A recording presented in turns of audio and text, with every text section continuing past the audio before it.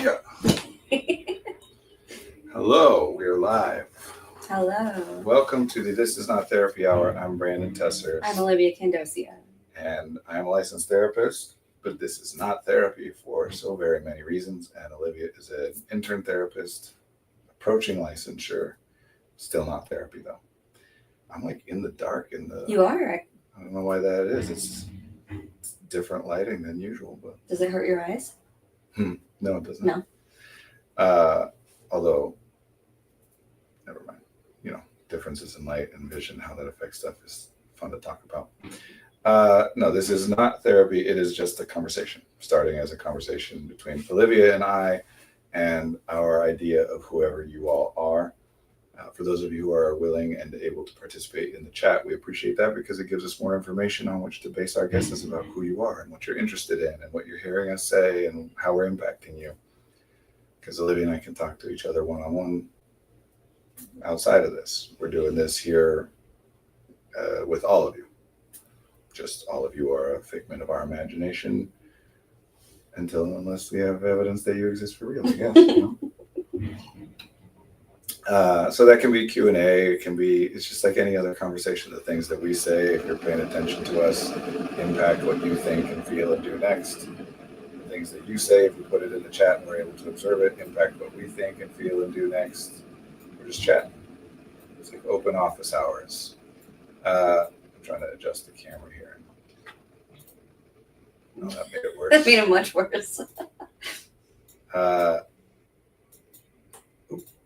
We're streaming on 3 platforms right now. Yes, thank you. So you'll only be able to read the comments from the person who's on the platform that you are, YouTube, Facebook, or Twitch.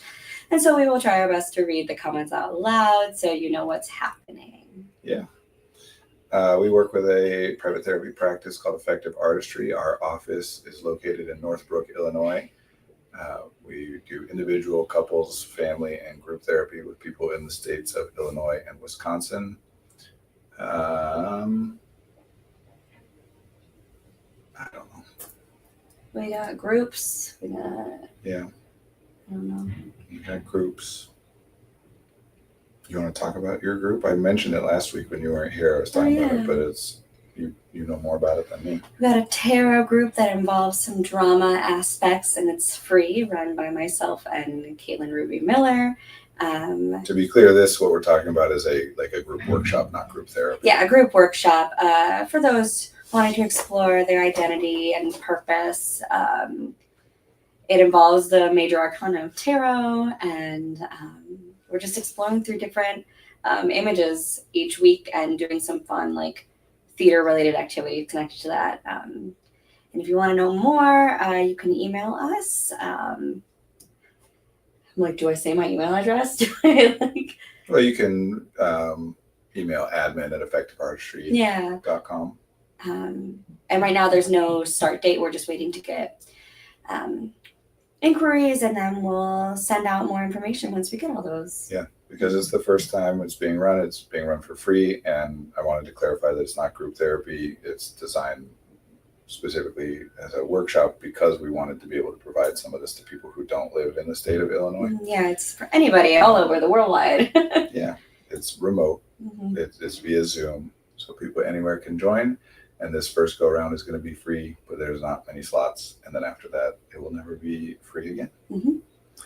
Identity exploration, and then exploring purpose and goals, mm-hmm. and where you want to take and it's group based too, because we were thinking a lot about loneliness and wanting to bring people together and hear other ideas from other people about their lives and things. Yeah. Very cool. Yeah. I don't know. I've lost track of where we're at. Sorry for the late start. We were having some tech issues. Yeah. That TV. Yeah. Yeah. Here we are. Yeah. Don't wait. If you have something to say, just say it. Don't worry about interrupting or taking us off topic or anything like that. We go where we go, and no point in holding back. I was thinking, I went to a wedding this weekend, and I was looking at the bar. And I don't really drink, but I will, maybe, if I want to. But I was staring at the bar thinking, it was such an executive dysfunction kind of moment for me because I was like, okay, you only like, oh, this is kind of what we were talking about off screen actually, of like your knowledge of drinks right now is only 3 beverages that you could ask for, like that are not the ones that are on the list that they already have of like the bride and groom's recommendations. And so it's like, oh, but you don't want to drink that. And I guess you could just drink water. You could ask for a Sprite. You only know like Sex on the Beach is the name of a drink. Sure. Like it was so hard for me. And so like for, I think the first hour of the wedding, I was just like not listening to people because I was trying to think like, what drink could I order? It was wild. And like, yeah. It's interesting. Why do you call it an executive dysfunction? It felt like I was thinking about too many choices of all the ingredients they had, and I couldn't put together like, okay, if they've got this kind of alcohol or this kind of juice, like with the mixtures that they could make, I just couldn't pick one and go with it. I certainly understand that. I'm just pouring some tea water here, and then I'll be. Maybe it's not executive dysfunction, but I was Well, thinking it that it's way. not, but that's okay. Again, like it's not about how language is used correctly or whatever. It's just what people use language to mean. And I think what it seems like here is that you're using executive function the way that many people do, which is to refer to what in the literature would more be called initiation, meaning just like doing the thing. Yeah, but it also felt like when we talk about ordering food from a restaurant online, like Grubhub or something, and it's like I'm thinking about the price, I'm thinking about whatever, and I just felt like I was thinking about so many different choices that I couldn't hone in on one. So executive functioning Uh-huh. and like conscious thought Mm-hmm. are mutually exclusive things. There's nothing that is a conscious thought falls in the category of executive functioning. Mm-hmm. Executive functioning is The actual action. no, that's behavior. Executive functioning is the stuff in between those two. That by definition, what we're talking about is, my example always of like if you give a thumbs up, if you have an intention to give a thumbs up, and then you do, there's all kinds of stuff that happens between you thinking give a thumbs up and it happening, right? Like electrical signals are sent via the nervous system to particular muscles to have them contract in specific ways and specific amounts and some coordination. Stuff that we have no awareness of, no ability to observe, but we do logically know that it happens. That stuff is what we're talking about when we say executive functioning. It's the thing between consciousness and reality. When you notice something, again, we can point out, we can use logic and make the point with examples and stuff. But when you notice something, you're noticing one thing or whatever number of things you're noticing from among many, many, many more things than that your sensory organs are detecting. But you didn't consciously select what things you notice. But somehow those things are selected. Okay, so what was happening to me? Just thinking a lot. Well, yes, you were thinking a lot. And in this case, it just sounds like, I don't want to say embarrassment. What were you trying to accomplish? I guess that's true. I was thinking like, if you don't know it and then you have to ask them, can you make me something like this? Right. Yeah. Why not just say, I like this kind of a drink or that kind of a taste. What do you got? Right. I would have preferred to look on my phone about drinks instead of asking somebody. Yeah. Or also, you could have just ordered whatever drink you like. Whatever drink you wanted is by definition a drink that you know exists. Sure. If it's water or Sprite or whatever. Right. You just had some idea that the drink you wanted was not an acceptable thing to order. Right. Definitely. And what a mess. Well, yes, and it's unsolvable. If this happens a lot. If people identify that the things that I know don't count, then they can't solve the problem without getting information from other people. Because anything you come up with is just another thing you know, and the things you know you don't, so like Sex on the Beach, for example, I'm going to assume it's not a drink that you drink much. You just... No. So that came after you were in your mind thinking like, what are drinks that I can think of,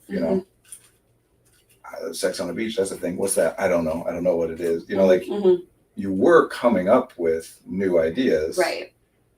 But any idea you came up with was still just another like, I don't know. Right. And for some reason, this has happened to me before where like I've had a friend order a drink for me. So I'm like, here's a taste that I like. You go ask them.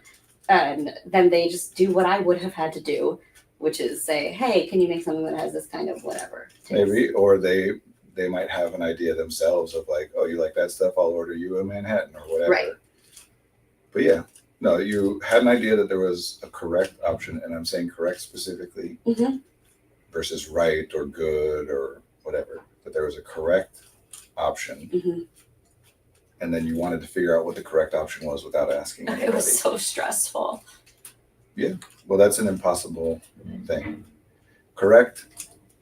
I'm using that term because what we generally use correct to mean is the option which is the correct option has been designated as being the correct option by the person with the authority to designate it as such, right? So as opposed to a good answer where we're talking about like what is best suited for the purposes that you're or whatever, or the right answer where we're talking about something that is like theoretically determinable and exclusive, all other things are wrong. Mm-hmm. Correct just means, did you get the answer that the person who created the question had decided was the answer? Yeah, and it's always me Well, no, I mean, in this. Not always, just this moment it was me. no, it wasn't. It wasn't?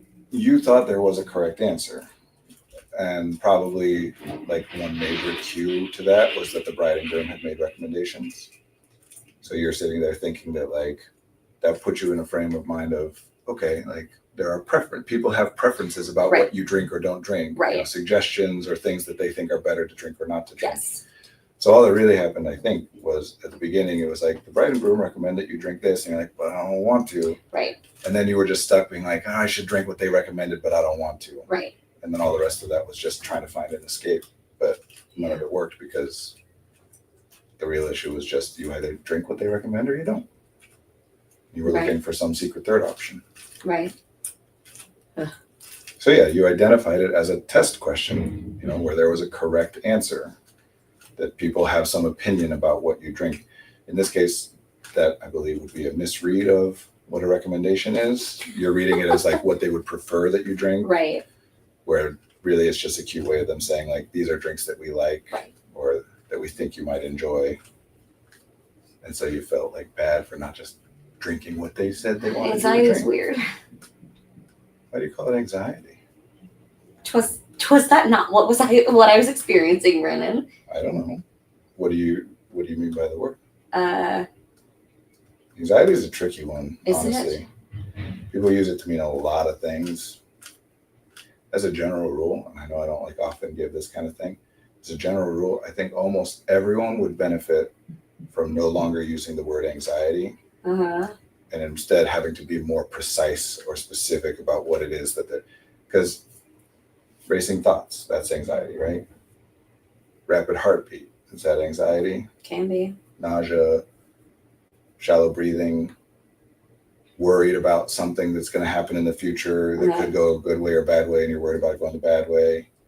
Just a general elevated state of awareness or vigilance. And yes, all these things can happen at the same time, and these things are connected to and correlated with each other in different ways. That doesn't mean that they're all the same thing. Mm-hmm. So generally, the issue with anxiety is that people use it to both describe the experience and the explanation for why they're experiencing that experience. Because we all know, for example, if you just went for a run and your heart is beating fast and you're breathing rapidly, no one would call that anxiety. Mm-hmm.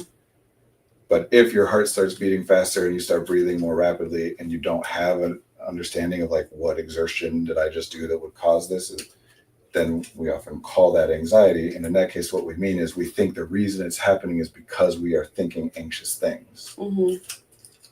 We're imagining that we're in a scenario where we're in physical danger and our body is responding as though it actually needs to oxygenate our muscles more quickly and effectively,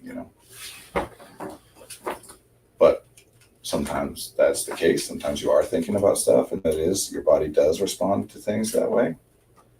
Sometimes you're not thinking about anything like that, and it's just happening. You're like, I don't know what's going on. But then you quickly become anxious because you're like, oh gosh, what's happening? Why am I anxious? Maybe I wasn't anxious because I wasn't really excited. I'm not saying you weren't. I know, but I'm saying, what is the thing you were defining? When you say I was anxious, what are you describing? I was describing the thoughts.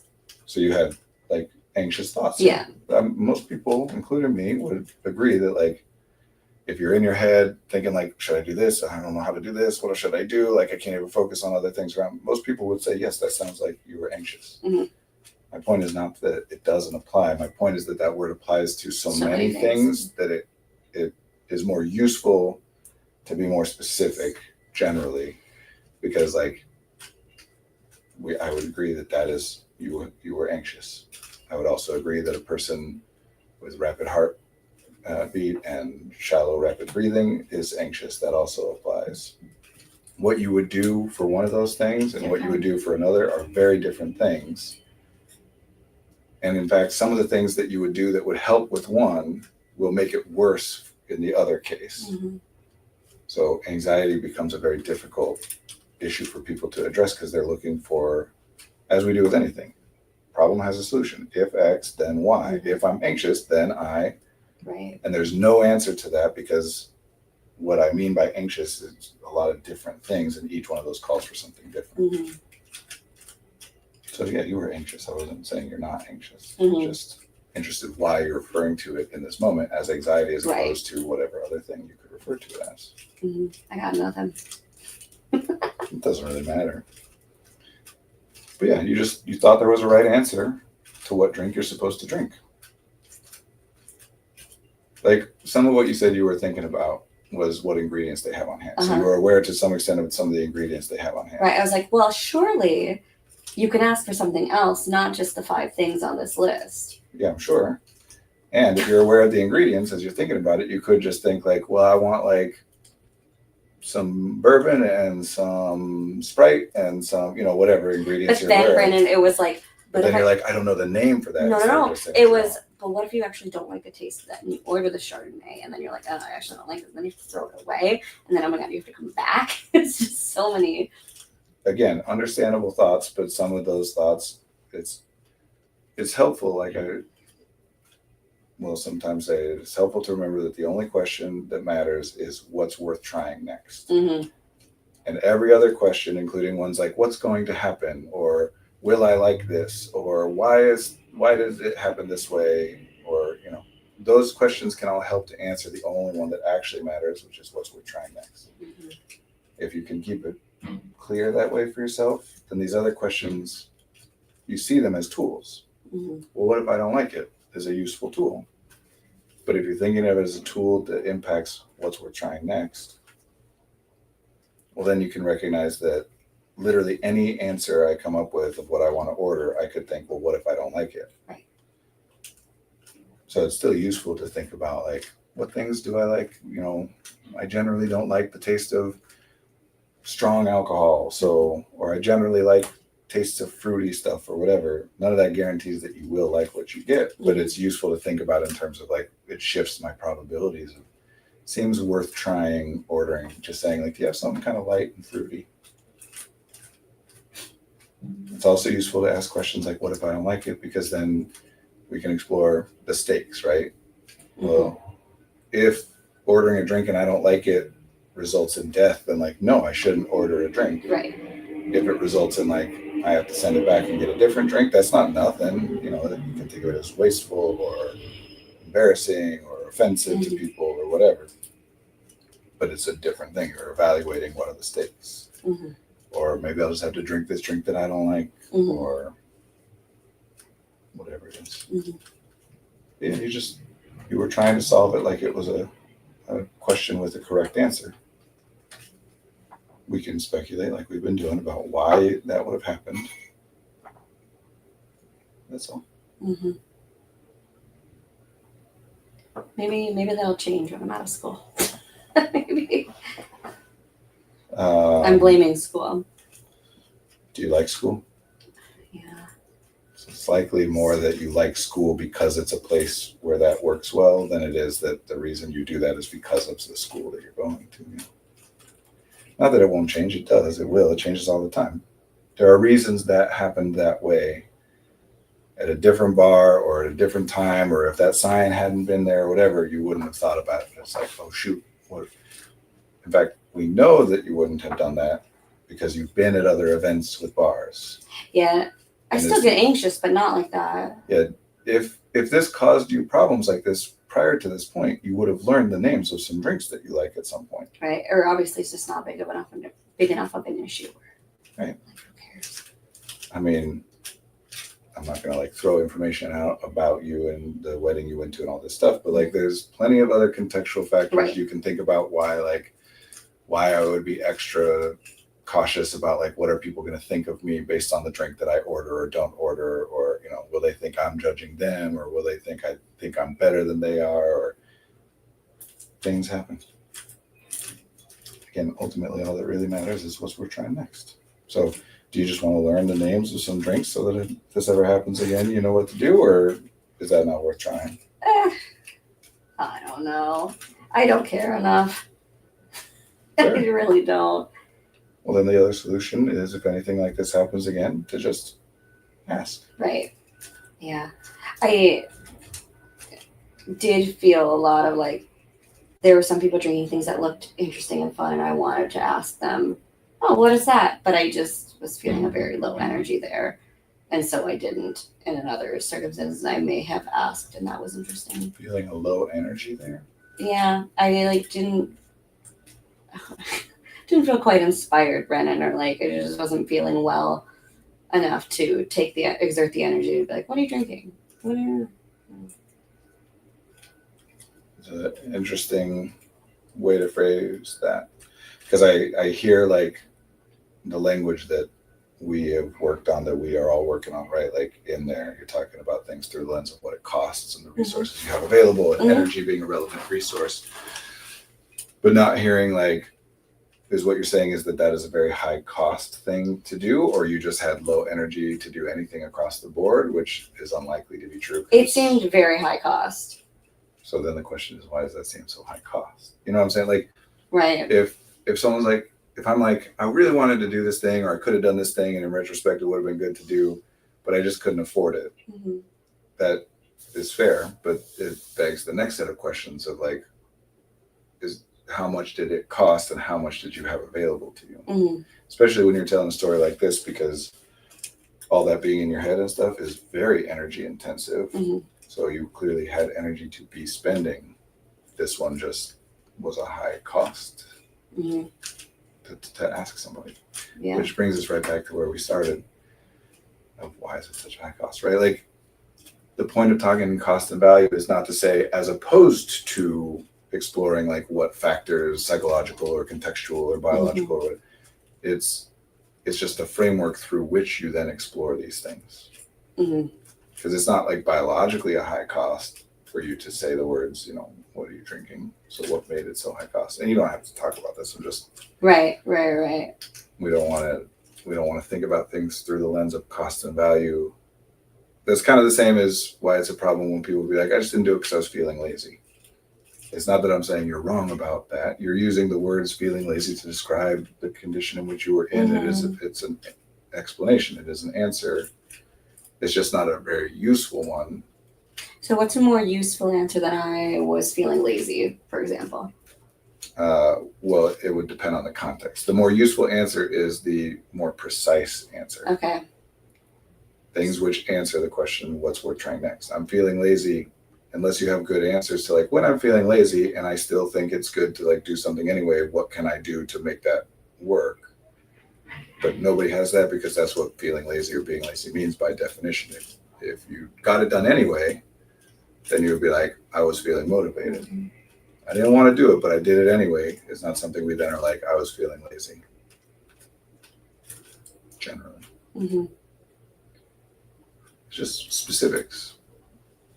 We are people who want to be as generic as possible about everything all the time. Why? I agree, but why? Because that's what intelligence is.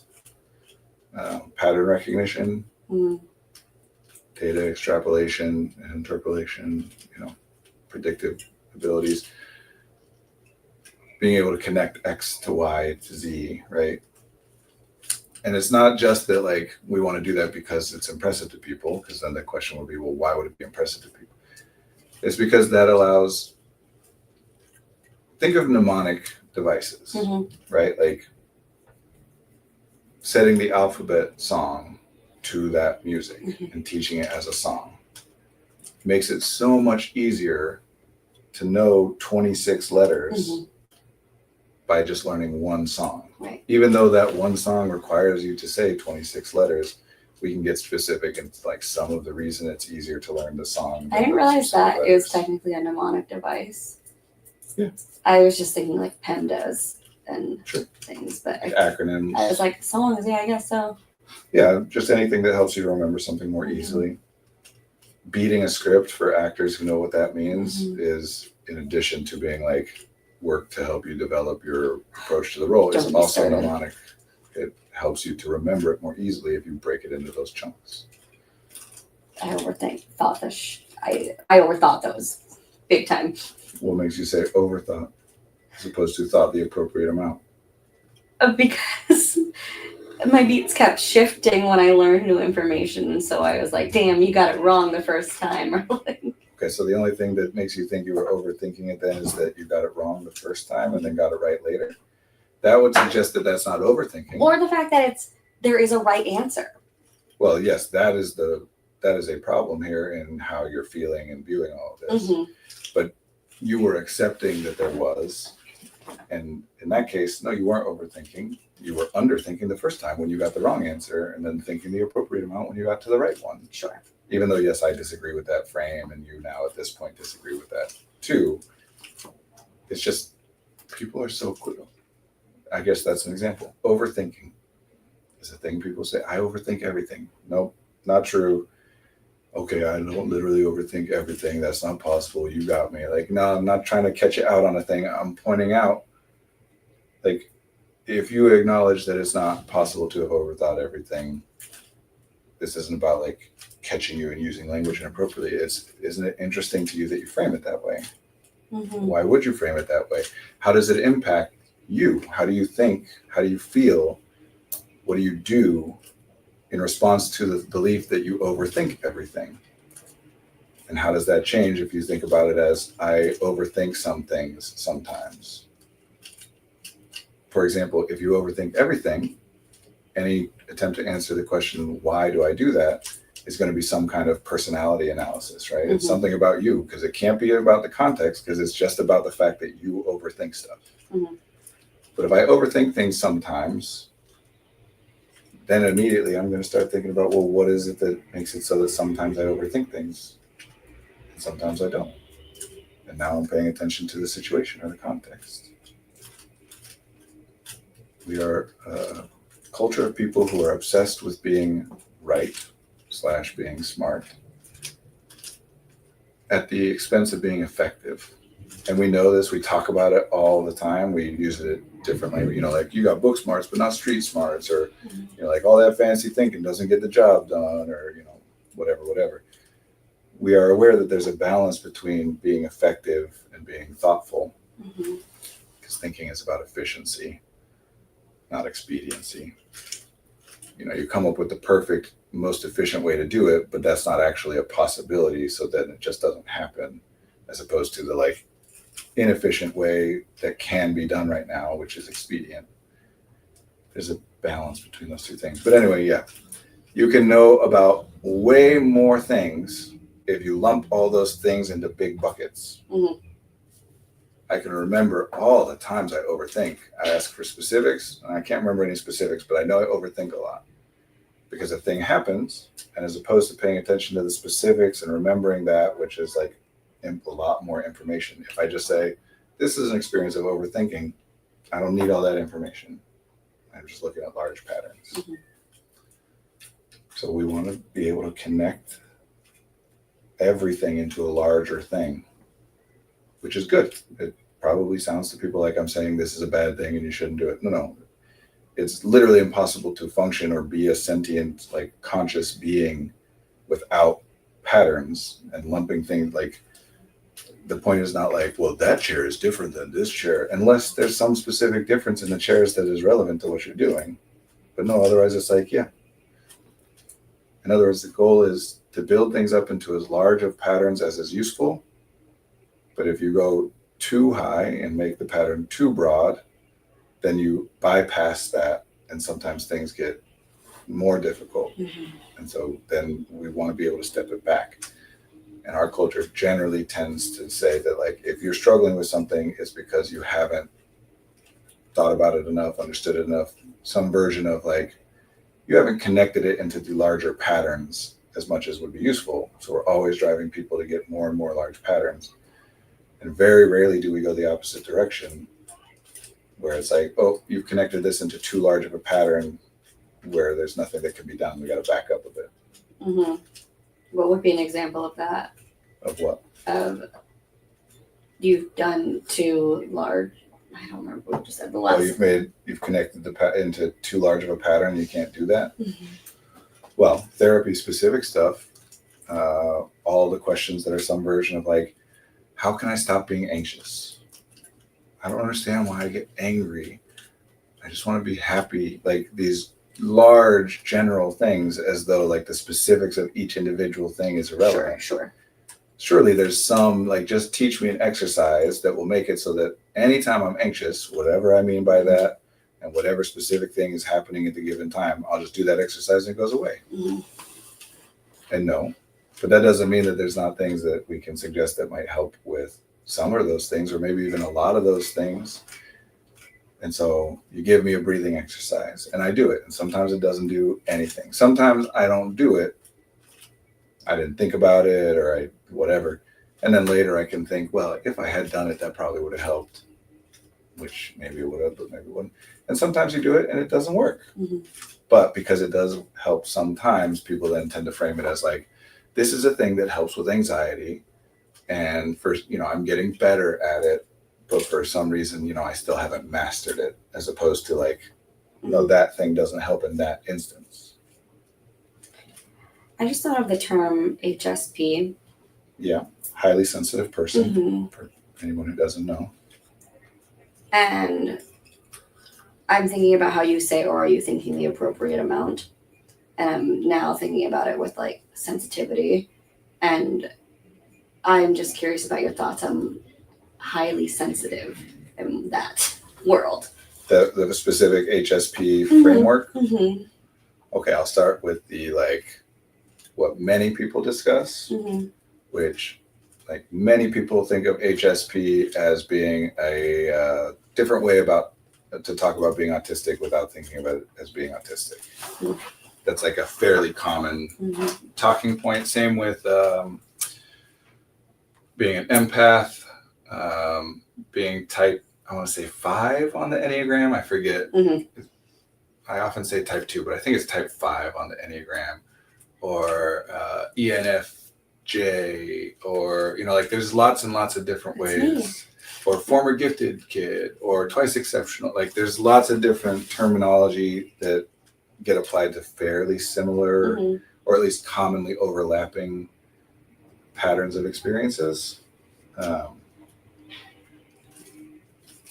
One of the theories about autism or giftedness is often talked about this way too, just high intelligence generally, is intense world theory, or overexcitabilities is a common way of looking at it that was developed by, what's his name? It starts with a D. I can't remember though. Anyway, I want to say like Dubrovnik, but it's not that. I don't know what it is. Anyway,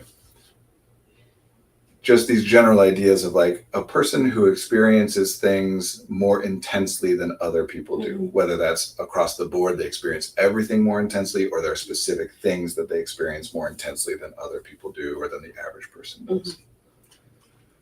Mm-hmm. The underlying problem with almost all of these things, whatever version you're talking about, is that whatever path people take to identifying it and labeling it, whether that's the people who named the concept, or an individual person who comes to the conclusion that that term is relevant to them. I am a highly sensitive. In both cases, that thing is explored because of the problems that is caused by it. Nobody ever starts off with like, wow, I'm really good at this thing. I wonder if there's something about me that's like, Mm-hmm. different, and that there's a term for it. I'm going to go looking for it. Okay. Even if you wonder about, like, what would be the point of going to look for some terminology here if everything's going wonderful, right? Mhm. So something bad happens, and then another thing bad happens. And by bad, we mean unpleasant for the individual, or unpleasant for the people around them, or inconvenient, or painful, problematic. I'm not trying to like underwrite. I'm not trying to undercut these experiences. They can be genuinely very bad in ways that I would agree are also bad. Anyone would. Mhm. And then we start to connect them into patterns. Well, I experienced this, and I also experienced that, and I also experienced this. Like, what's going on here? Why do I overthink everything? And a lot of these terms, these concepts become very popular for people in large part because so there was X, there was Y, there was Z, and a dozen others. And all of those I have connected as like overthinking. I overthink stuff. And then I find something where it's like, do you overthink stuff? Yeah. Do you also have stomach problems? Oh yeah. I didn't know. So there's a larger pattern here. And do you also like get really upset about this kind of like, yep, whoa. Because I'm looking for that larger pattern that explains it all. Because how do I fold my laundry and get my laundry put away, right? Well, in any given instance, it's like, okay, you got to go pick up the laundry basket and set it down and, grab this and turn it that way and fold it over that, No, I don't mean that. I know how to like fold my laundry. How do I like get myself to do it? Well, if, it's late at night and you're really tired, you just go to bed and try and attack it the next day. Like, sure. But, I never, so now we're into a larger pattern. How do I do it all the time, every time? Like, that doesn't work, but that's what we want. I know that there's a specific answer for each individual specific case. I want the one answer that's going to address all cases, which again makes sense. If there is like, man, I'm nauseous and I'm really tired and I'm this and I'm that and all these other things, and then I find out, all that stuff is connected to being deficient in vitamin D, and now I'm getting extra vitamin D and all of it gets better. Yeah, great. We're trying to solve as many problems with one solution as possible. That's why it's good to connect patterns. But if we get too high in those patterns, like I experience everything intensely or I am highly sensitive to everything, okay, what do we do about that? Well, I just try to like not go out very much. But if you're highly sensitive to everything, then you would be highly sensitive to the stuff that's in your house too. And again, it sounds like I'm being nitpicky, but there are many people like this that experience this. Like I'm HSP, or I'm an empath, or I'm an introvert, or different. So I just need to stay in so that I don't get drained and overwhelmed. And then I stay in and I'm still tired and overwhelmed. And I'm like, well, what's wrong with me? Because I did the thing that you're supposed to do if you're an introvert or a HSP, and I'm still tired. Instead of like, no, maybe there is something about how you're responding to everything.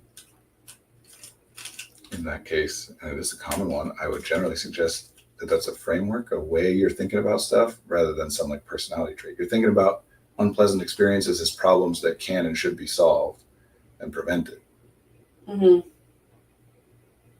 Like if I'm ever tired, something's wrong, instead of I'm tired, that's a signal that I should rest.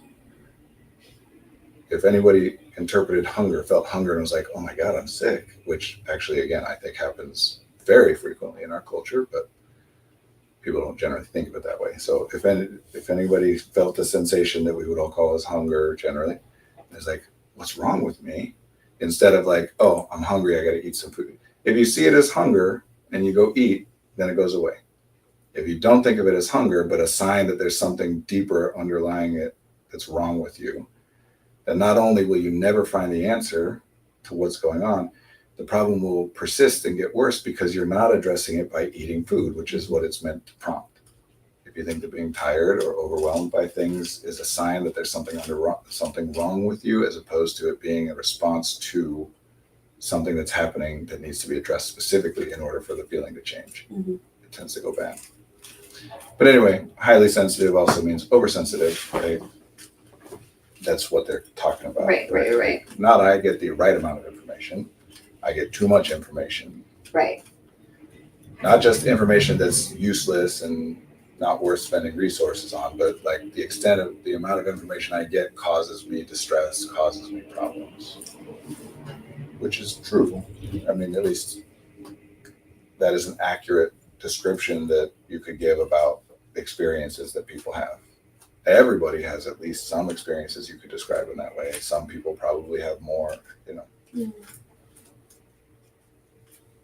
It's just people looking for an explanation for why they are experiencing the distress that they're experiencing. Mhm.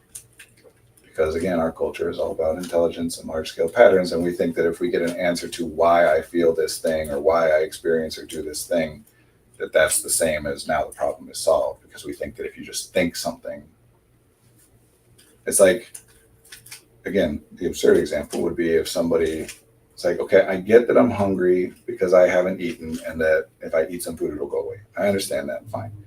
But I don't want to have to keep doing this the rest of my life. Like, I want to make it so that I don't get hungry like that. Me with the bathroom. I never want to use the bathroom again. Sure. But everybody with anxiety or tiredness or fear or sadness or loneliness, it's like, I get that if I'm anxious, I can go do this and it gets better. I get that if I'm tired, I can sleep and it gets better, but I don't want to keep doing that. Right. I don't want to have to sleep that much. Like, that's just what, like, we really don't like dealing with some of the boring, mundane realities of being alive. Yeah, it's not interesting to, like, I don't know, have to go poop. Right. Which is why I and most of us bring something with us to entertain us while we're doing it, because we don't like to spend that time without some kind of like input or something to occupy our attention, our conscious thinking. Even if you don't, you sit there and you think about stuff, you know, whatever. I get it. Nobody wants to have to do that. It's just what you got to do. Like, it's not chosen that way because it's pleasant or there are other functions that are being served here. If a person went their whole life without experiencing sadness or anxiety or anger or fear, that would be, like, it's not even possible, but if we tried to hypothesize about it, that would be something seriously wrong, not people experiencing those things. Mm-hmm. So what we're really talking about is this margin where we all have experiences where it's like, I was really afraid. And then later after the fact, I look back and think, there wasn't reason to be afraid like that.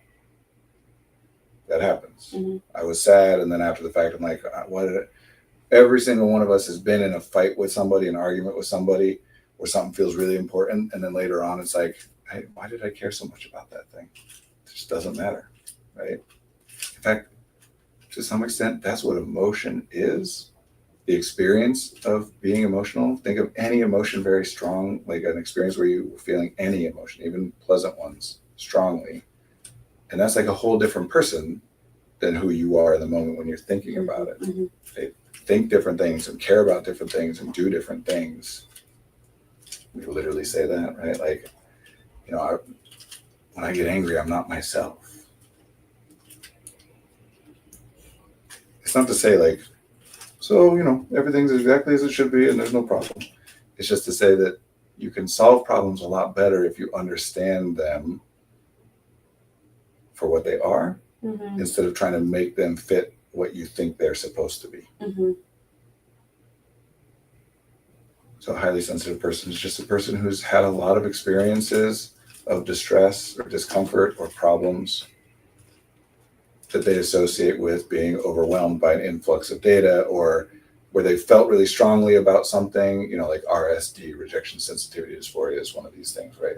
I felt very strongly emotionally about something in the moment that in a different moment I can think of as like, that did not call for that level of feeling that thing.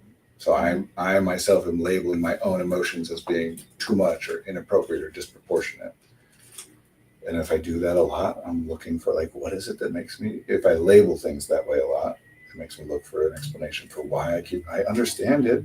I know it's not that big a deal, but I still feel it. What's wrong with me? So the label, sounds like the label is not helpful. Oh, it's super useful. Is it? For the things that it's useful for and for the people for whom it is useful.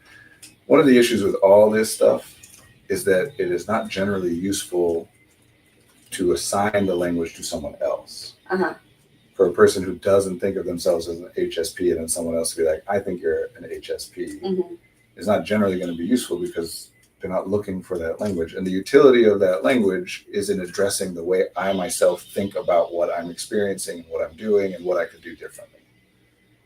If I don't have a problem with what I'm doing and you offer me like, you know, I mean, just think of any time that you have tried to psychoanalyze, I'm talking to everybody, any time in your life that you have tried to psychoanalyze another person or offer someone else a bit of psychoanalytical language, you know, you're a narcissist or you're emotionally stunted or you're codependent or whatever. And like, does that ever, sometimes people are like, you know what, I think you're right. I hadn't thought about it. Thank you for telling me. But even in those cases, does that ever then turn into like, and now they've addressed it and it's not the case anymore?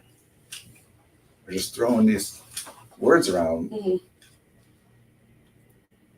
But how I view myself, that can be useful, yeah. Or even how I view other people without needing them to also use that language or agree that it's applicable to them, right? If I think of a highly sensitive person as being someone that, you know, exposure to a lot of sensory input is going to be an unpleasant experience. And I think I'm a highly sensitive person, that I'm going to make choices and do things within the parameters of what I can do to make it so that that happens less often. And if that results in me having a better time, great. And if me thinking of you that way means that I make choices and influence things to make it so that you're less likely to be exposed to that stuff and get distressed, and that helps, great. I was thinking about how at this wedding I just like sat for a long time, and how if I were to design a wedding, I would want to have like a sensory deprivation room. Not deprivation. I would want a room that with less stimulus, but I don't want like fidget toys, things for people to do. Yeah, those are generally called sensory rooms. Sensory rooms. They don't have the second word attached to it for the exact reason. Right. That's why I was like, that's not right. If there is no second word to put on. No. What would you call it? I have no idea. Sorry. But it's okay. But I was like, but I also want to inform the people who go in there that it's okay that they're in this room. Like I wanted that extra step of like, no, I get it. Go ahead. Like go away from people. Well, anybody who doesn't think it's okay to be in the room Well, isn't in the room. yeah. So if you're trying to talk to the people in the room, what you're wanting to get them to understand is it's okay for you to spend as much time in here as you would like. It's the people who would like to go into the room but don't think it's okay that you want to try and help them to understand it's okay. Mm-hmm. And one of the most effective things that you can do for that is to just have one. Yeah, right. The fact that you have it strongly implies to people that it is okay for it to be used. Right. In the same way that having, here's our drink recommendation, strongly implies to people that like, this is for your use. Right. Sometimes people respond to that by being like, so I should use it. right. You can also just literally tell people, we have a sensory room, please feel free to use it. If you're in there, stay in there as long as you like, whatever. Yeah. Part of the issue of calling things sensitivities in broad terms, though. I think sensitivities are a useful framework. I use that framework. I'm not trying to undercut it. But if we talk about it as being a broad thing, it becomes tricky because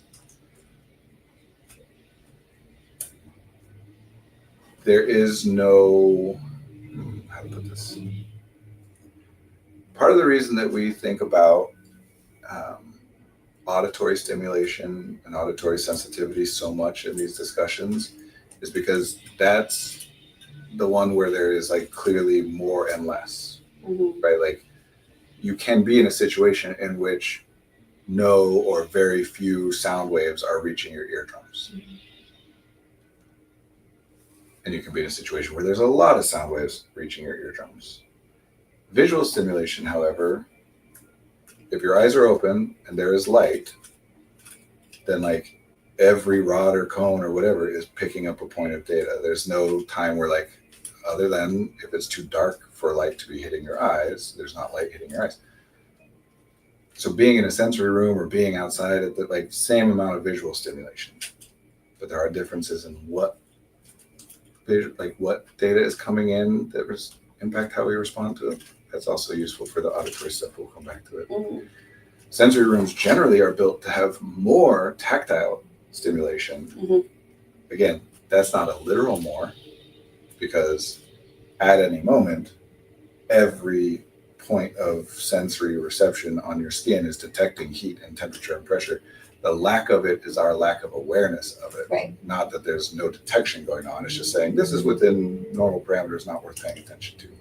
But you can pick any spot on your skin and really focus in on it. Be like, oh yeah, I do feel like the shirt touching my body there, or I do feel the air temperature there. It's just comfortable. The two that or three, I guess I should say, that do actually scale up and down is auditory, olfactory, although for practical purposes, that's always the same. Smell. Mhm. Like there are literally, there is the possibility, even though your nostrils are the same or whatever, of having not as much stuff getting inhaled to trigger those receptors. And gustatory, taste. Like there are times where you have stuff that's being received, and it's times where you have nothing. Not nothing because you taste the inside of your mouth, but less. Well, now that I think about it, no, the gustatory one is always the same. There's always something. I guess Weird. unless you're not touching the roof of your mouth or whatever, your tongue. Anyway. Also, though, those senses are referred to as the big five senses. They are primarily the way by which we detect information about the outside world, things which are external to our body. They are not the only senses. So if we were going to talk about somebody being like sensitive across the board, are they especially sensitive? And sometimes people will be like, I am especially sensitive to like equilibrium, which is my sense of balance, technically your sense of relationship to gravity or whatever. Sometimes people talk about interoception being extra sensitive or under like less sensitive, hyper or hypo, the sense of pressure on your bladder and in your stomach, all the stuff internal to your body. What's the empathy sense? What's that? Like feeling other emotions. Empathy is not a sense, and emotions are not sensory. So nothing. Well, it's not that it's nothing, it's just that it's not a sense. Okay. Senses are things which detect data that exists in the physical environment, data that is observable by other things. Right? The interoception, one element of interoception is detecting pressure on your bladder. You have nerve endings on your bladder that as that bladder gets more full, they detect the increased pressure that translates into the feeling, the sensation that is associated then with I need to go pee. And no, nobody else can observe that as it's happening, but it does track to what's actually there. Like if we could look inside you, we could see that there is pressure. That sensation is about data that exists in the real world that is being detected by the sensory organ. Emotions, I would say, always involve some sensation. Others would some would agree with that. Some would say not all emotion has physical sensation associated with it. But I would say all emotion has at least some physical sensation components to it, but it also has cognitive components, and that's not sensation. That's part of the reason that anxiety is such a tricky term. Because let's take embarrassment. If I ask someone if someone's like, I'm embarrassed, and I say, what do you feel in your body? They can say, my face is flushed. But they don't call my face feeling hot. They don't call that embarrassment. They say that's a sensation that is part of what embarrassment causes that, or that's part of how I know that but if I just had my face being hot with nothing else, I wouldn't call it embarrassment. So with most emotions, if you ask most people, is anxiety an emotion? Most people would be like, I don't know. I'd be like, now it is because of Inside Out 2. Yeah. I mean, people will be like, it is, but also it's not, because we are using anxiety to refer to just physical sensations as well as the emotional experience. I'm getting out into the weeds on stuff, I think, but nobody has ever talked about, not that I've ever heard or read, I've never seen anyone talk about being hypersensitive to proprioception. Proprioception. Which is the sense of your body's relationship to itself, the various parts of your body, how, even without sight, sound, smell, taste, or touch, you can still know where your hand is and where your fingers are, and you can still, touch your finger to your nose. because your body has a sense of like where its various components are located. Nociception is the sense of pain. Pain is a sensation. It's a thing, it's a signal that we create in response to the detection of some physical stimuli, like all senses. Pain does not exist in reality. It does not exist external to our body. It's a sensation that our body creates in response to something that is detected. Thinking about when I stub my toe, and I think thought I often have is, oh man, this isn't the last time I'm gonna stub my toe, because I just like I hate the sensation so bad, and I just know it's probably not the last. But then I'm like, Probably but not. you don't do that with your joyful emotions, like No, and there's nothing wrong with that. Yeah. That's by design. That like when something's a problem, it's more important, evolutionarily speaking, right? It's more important to pay attention to stuff that is causing you pain because it could kill you. Stuff that is beneficial or enjoyable is worth paying attention to, but not nearly as important as the other stuff. That's the point of cognition, I think, in an evolutionary sense, is anything that is living, by definition of being living, can respond to changes in stimuli, whether it thinks or doesn't think. It has some goal-oriented way to respond to changes in the environmental or context, environmental conditions. But without thinking, those responses are entirely about what can be detected in that moment. Cognition is the one thing that then allows us to kind of build on that and see patterns in things and start to come to conclusions about what might happen in the future, or when is it worth experiencing some pain right now for later benefit, instead of just always responding to whatever it is that's happening in the moment. And there's all kinds of debate about this, and I'm not trying to get into levels of consciousness or whatever. There's debate about what? About to what extent various different things or people or animals or whatever are conscious. Oh, that How stresses much do me out, things think? Brennan. Does that stress you out? When I think about animals or an octopus or a cat, and I don't know, I just wonder when the awareness, whatever consciousness is, goes in and out. I don't know. Well, it might help for you to know that this is a concept we made up. Oh no. Everything is. Not everything. I mean, everything we think is a concept, but many of the things we think or notice or whatever are symbolic representations of things which presumably exist. Okay, but we made up consciousness. We make up the things that are called constructs. That's why they're called constructs. We construct them. If you think about in the history of humans, at some point there were things that, whether you would say they were human or pre-human or whatever, that did not have language. And then at some point language started getting developed. And yes, where you draw the line on is a grunt count as language, whatever.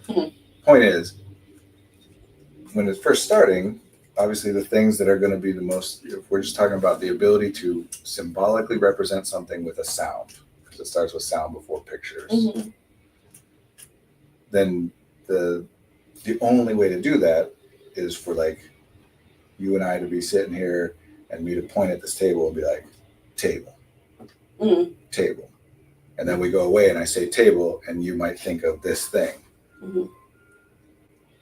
How would I, if there was no existing language, how would I be like love? How would we establish what that means? Right. So those things are constructs. Once you've developed enough language that is based on actual stuff that can be pointed to and interacted It really with. did feel like we were cavemen for a second right there. I was like, whoa, I'm learning. Isn't that fun that we can just tell these little stories and but yeah, so things like consciousness, it's not that it's not real, just like I'm not saying that love isn't real. It's not real in the sense that it cannot be observed in the physical universe. Right. And so then wondering well, is something else conscious and not what? What does it matter? Yeah. Like, we can argue with each other about it. If you're like, well, because, if things are conscious, you should be nice to them or whatever. Well, it's eerie. It's like when you're a kid and you like squish a bug and you think like, well, they didn't know. They didn't know they were alive. But that's my point. That's a story, right? Yeah. At first, you're telling yourself a story about it's bad to do that. Then you're telling yourself a story about how it's not so bad to do that. Right. Or alternatively, you'd be like, no, that bug needed to be squished because it's a poisonous spider or whatever. Mm-hmm. And now it's a story that's good. You're just telling stories that impact how you feel about things.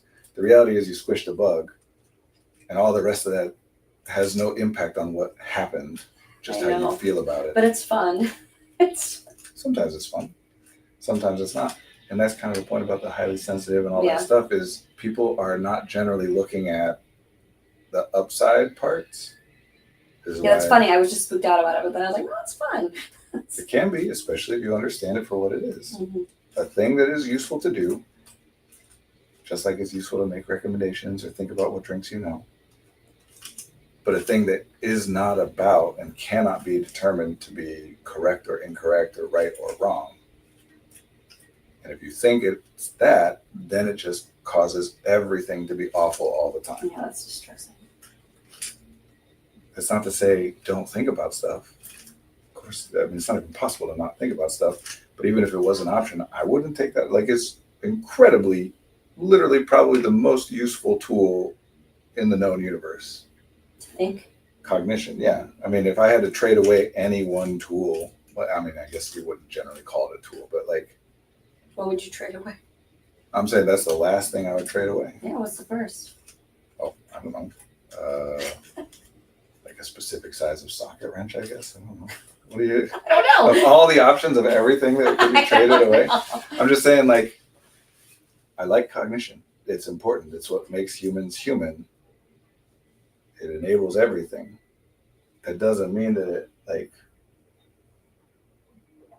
it is an observation of reality. It's not. The whole point is that it's not.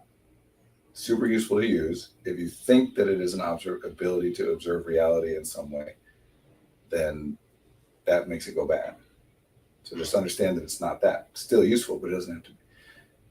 When we point this stuff out and people think then like, so you're basically saying thinking is bad, that just reveals that they think that the only value of thinking is as an observation of reality, which it isn't, whether they want to think about it that way or not. It just literally is not.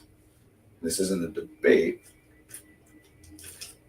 It just reveals what the stories are that they're telling themselves. And so they are choosing between think, but treat my thoughts as though they are observations of reality, or don't think at all, which is not an option, and I wouldn't be beneficial to do even if it was an option. So I'll just keep doing this one. It causes all kinds of problems. But that third option of like, think and understand that you're just telling stories. That doesn't mean lying. It doesn't mean you're wrong or inaccurate. It just means you are constructing symbols and narratives in order to be able to, like, is fire hot? Yes. Yes, it is. I agree that it is. It is very useful and important for me to think of it as being hot because it impacts if I see fire. What do I do? If I'm cold, do I think of fire as an option that might help with that or whatever, right? But me knowing that fire is hot has nothing, whether I knew that or not, doesn't change whether fire is hot. Sure. Mm-hmm. So when our thoughts are accurate, that just means we have done a better job of representing what is real. Mm. When they're inaccurate, we've just done a poor job of representing what is real. Mm-hmm. It doesn't mean that something in reality is happening differently than it's supposed to. Mm-hmm. Look, sometimes when I think about how complex life is, just being alive, I mean, like the fact that somehow my body is taking oxygen molecules from the air and like. I was thinking about that cleaning my ears out today. I'm like, you just keep producing wax. Yeah, like I was so impressed. And for me, still to this day, less than it used to. And for a lot of people, when you think about that, it causes distress. Mm-hmm. It's like, oh my God, everything is so fragile just because we don't understand it. Mm-hmm. As though like the fact that we don't know the details of what's happening means that it's any less resilient Mm-hmm. than it's been. Mm-hmm. But that stuff came first. Like there are things that are alive and can heal and utilize oxygen and metabolize glucose and whatever that don't have thought, at least as far as we know what thought is. Mhm. And we get it so turned around because thought is so useful. We use it so much. We have forgotten that like the other stuff exists in its own way. I love when you say, yeah, but it's always been that way. Like, oh yeah. So it's like the most comforting thing. Oh, I remember thinking at one point, I was hearing a specific story on NPR or something talking about like the philosophical objection to the existence of free will. Oh gosh.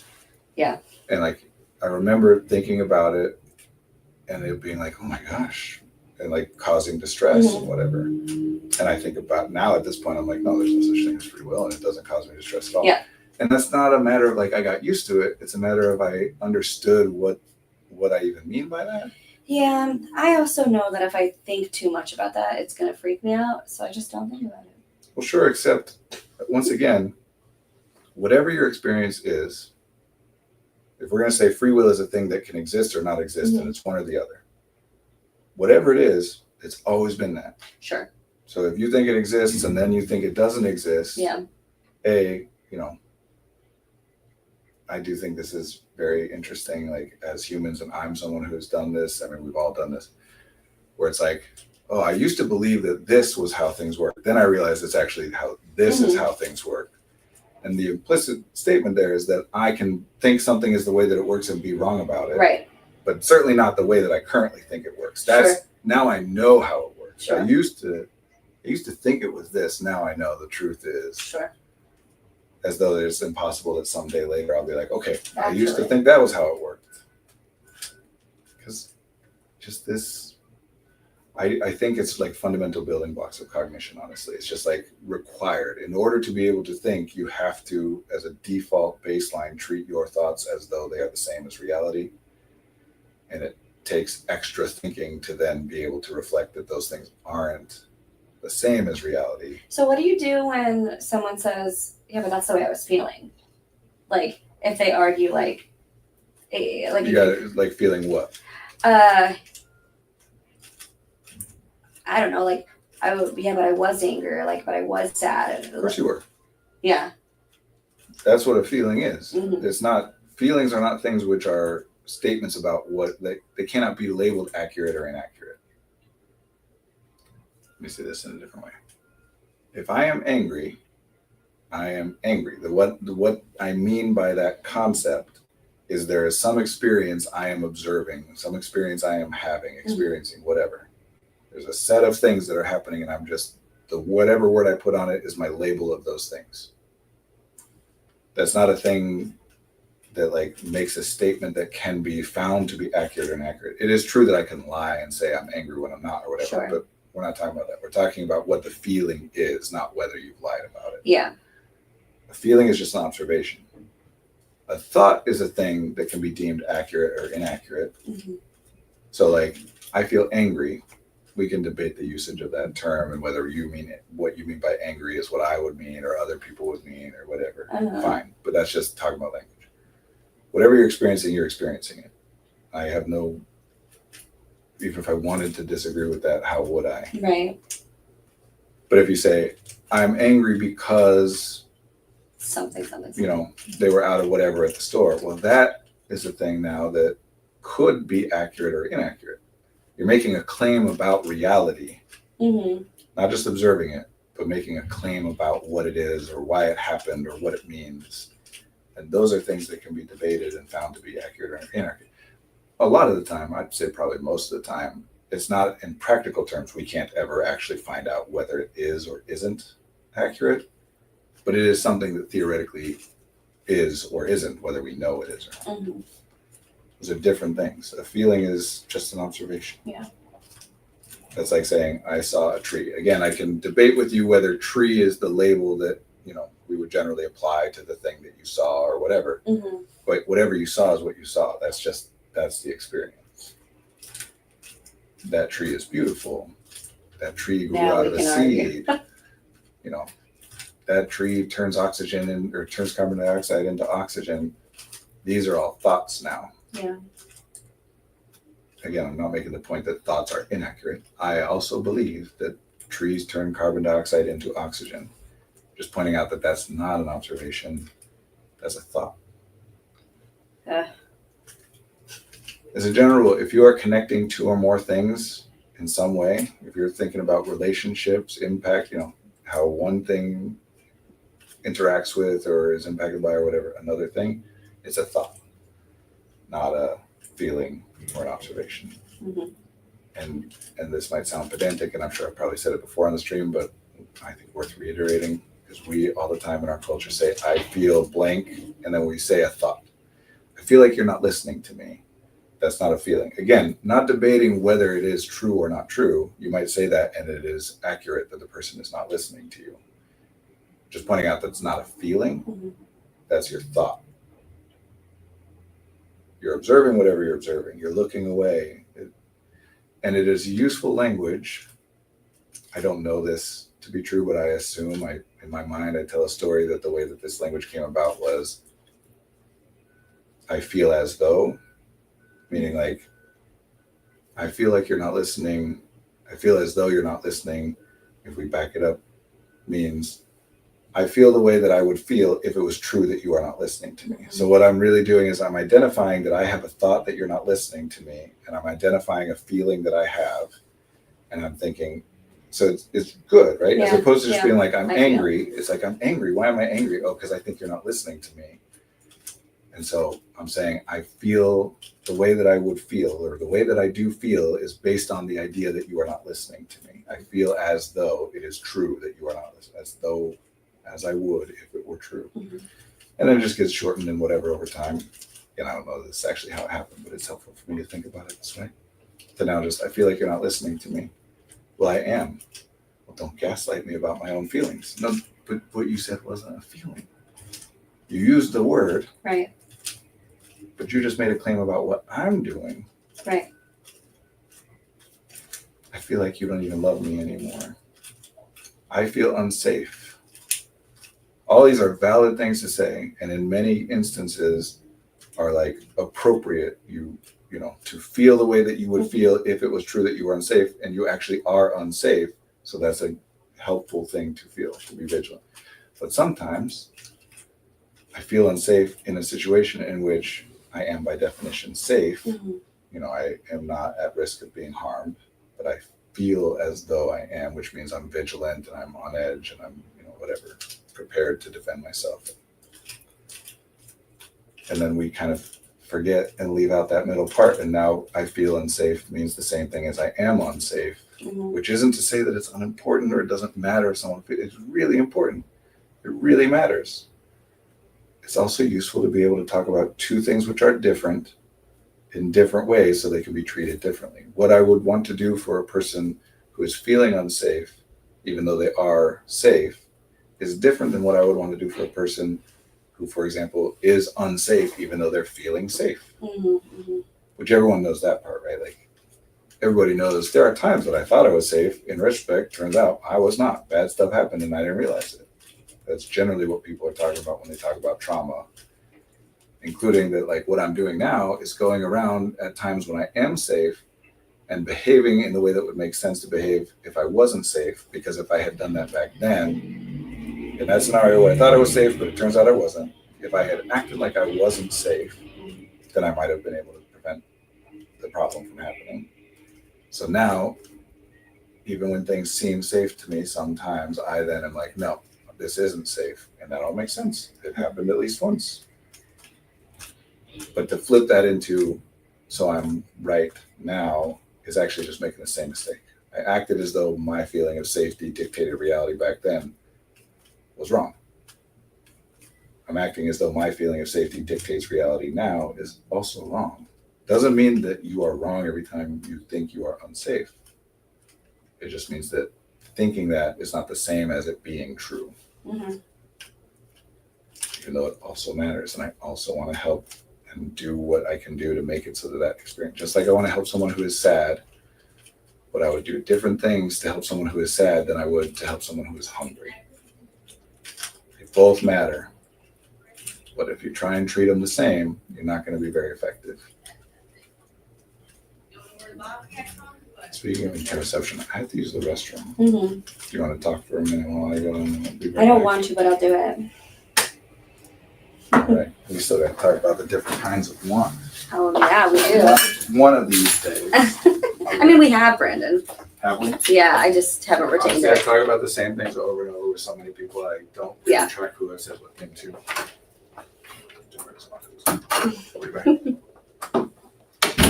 I am in a mode of like feeling very spacey right now. That tends to happen when Brandon's speaking, where I almost feel like I'm being hypnotized, and he gives me a lot of permission to kind of just wander off and know that it's okay to not hear everything or like retain everything he's saying. So I'm kind of in that mode. Like I can even like sense my hands want to like move around and float around, and I just want to like watch the leaves float around. I've been noticing that I'm giving myself a lot more permission to just be, whatever that means. Just kind of sitting with knowing it's okay to not be listening all the time. We were talking about the wedding earlier today, and I told him that I just like didn't really know anybody at the wedding I was at this weekend, and so I had a moment where I just sat on the patio on the floor at this wedding area and just like sat by myself for like an hour, not talking to anybody, kind of just sitting playing with my ring. And how I'm actually really proud of myself for doing that, not thinking that I had to go and talk to people and make a certain kind of impression, but actually listen to the things that I wanted to do for myself that would make me feel better than putting myself through communicating with people that I didn't want to communicate with. Even putting on like headphones, I've been doing that more lately. I'm like, oh, this is nice to just not have all this sensory input. Yeah, that's what I've been doing. I'm listening to my body and my thoughts more of like, okay, what is this telling you, Olivia? This is telling you that you're tired. You can go to sleep because you're tired. This is telling you that you are hungry. Go eat. I used to like starve myself because, well, a lot of reasons. But now I'm listening. If I'm hungry, I'm hungry, and that means go eat. If I'm tired, I'm tired, and that means go sleep. And so on and so forth. I hear Brandon. I think he's coming. Yeah. Now I'm thinking about how I'm getting my office soon. And I'm also being self-conscious because I'm like, you're not talking like how Brandon would talk, but I'm not Brandon, so it's fine. I'm getting a new office space because I'll be working here full time once my internship's done at the end of the summer. So I've been brainstorming what kind of vibe I want to have in the office. And Brandon was telling me that I have to think about what impact I want to leave on the client. And I'm like, you're right, this can't just be all about me, but I want to find a good balance of like, what is the Olivia vibe, but also what is the feeling experience I want someone coming into my space to have. And it is going through many, many renditions. And I still don't think I've pinpointed exactly what it is. And I'm trying to give myself grace, knowing that it's going to be a process and it's going to be continually changing. And it might just start with a carpet, and then I'll add a couch, and then I'll add a whatever. And that's okay. It doesn't have to be all at once. Yeah, I feel very dreamlike right now. I feel very just sleepy and curious. And here comes Brandon in 3, 2, 1. Here he is. 3, 2, 1. Here. Yeah. Were you predicting my return? No, I was listening to your footsteps. Oh, but I got waylaid, so if you were counting down, it would have been. I know, that's why I was like, never mind. Never mind. Yeah. I was feeling very dreamlike in here. Oh. And I was talking about how you have taught me that I don't have to listen to you all the time, like retain what you're saying, and it's okay to space out. Of course, not only is it okay, and whether or not it is okay, it's gonna happen. Yeah, and how I've kind of just been listening more to what my body needs. Of like, you're tired, you can sleep. You're hungry, eat, and just being more tuned into that. Yeah, Yeah. that's great. it also can be a very unpleasant and unsettling thing to do, to start paying attention to that stuff. Part of the reason that, like we were talking about, when a person has a different idea now, I used to believe in free will, now I don't, and then it's like distressing to you, is because it means that, like, I have to do, in order for my thoughts to continue to be as useful as I want them to be, I have to do more stuff and adjust my thoughts more. B, that includes looking at, like, I don't even know what all stuff I've been doing that has been impacted by the thought that I now think of as inaccurate. Mm-hmm. So, like, do I investigate, like, what it is? Like, how do I even know to just think about everything that I ever think or feel or do, and think about how am I, And C, it implies, as is true, that means that other thoughts I have are probably inaccurate, and I therefore, like, in making mistakes, and shouldn't rely on my thoughts maybe as much as I have been. Mm-hmm. And all that just requires work. Not requires work, but, like, means that, you now understand it would be helpful to do more work on these things. Mm-hmm. But I don't know. I know I'm not, like, making these points as concisely and clearly as I would like to be able to. But, like, whatever reality is what it is. That's the nature of what we mean by that concept. We're all aware. We agree that there's this thing that is external to us that exists in whatever it is, regardless of whether we observe it or not, right? Like, you and I would both say that, like, the sun still exists even when it goes down at night or whatever. Mm-hmm. So we're aware that there's stuff that exists out beyond our ability to observe it or control it or whatever. But we do then have this weird response to things where, like, when we recognize that the way that we had conceptualized reality was wrong, we have a tendency to think that reality is wrong. Mm-hmm. This is a major problem with the word should. Not every time it's used, not every way it's used, but some of, like, it should have gone like this, or that should have worked, or whatever. I usually say now, in a perfect world. But, like, if I think something should work and then I do it and it doesn't work, whatever I mean, like, whatever outcome I'm predicting is working, then just my thoughts were wrong, not reality went wrong. Right. And that's really scary at first, because we want to believe that we can control everything. Of course we do, right? Like, again, wouldn't be any point to thinking, and it wouldn't work if there wasn't an illusion that you are able to control things. I shouldn't say illusion, but, like,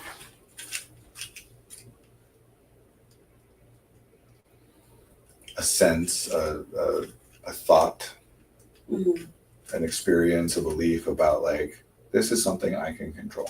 Just because we believe that doesn't make it true. I don't know. To me, the useful way to frame thoughts is as tools. Go ahead, what were you going to say? You said control, and then I thought things I can control, things I can't control, and then I wanted to be like, what do you think of that? I generally use the word influence. I offer that word as a different, because control is treated as a binary thing. You either can or cannot control something. My behavior is under my control, except sometimes it's not. I mean, literally, if we, sometimes I go literal just in case somebody has an objection. I want to make a point that nobody can argue with. Okay. When you are asleep, are you controlling your breathing? Do you control whether you are snoring or not? Do you control? What do we mean by control, Brandon? Well, yeah.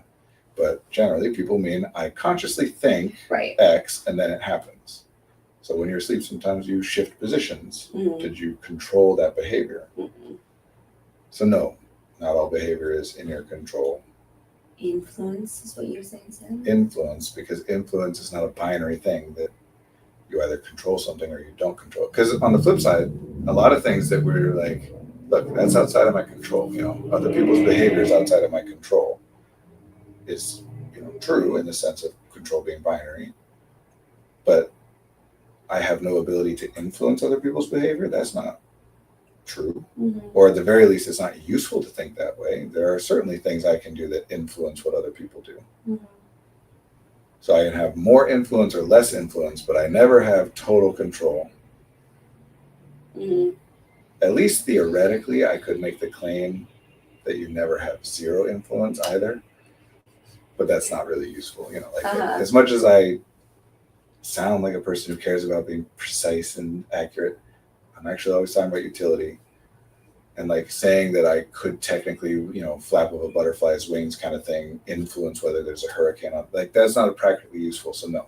Right. I'm getting stressed by thinking about that circle that people often make of things I can control, things I can't control in the therapy space, at least. I hate that. I hate it too. It's like I'm thinking about like, can control my response to things. And So what then happens when a person responds in a way that they don't like? they suck.